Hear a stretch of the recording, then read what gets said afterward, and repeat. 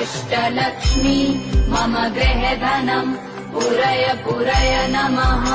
ॐ ह्रीं श्रीं क्रीं श्रीं कुबेराय अष्टलक्ष्मी मम गृहधनम् पुरय पुरय नमः। ॐ ह्रीं श्रीं क्रीं श्रीं कुबेराय अष्टलक्ष्मी मम गृहधनम् पुरय पुरय नमः। ॐ ह्रीं श्रीं क्रीं श्रीं कुबेराय अष्टलक्ष्मी मम गृहधनम् पुरय पुरय नमः।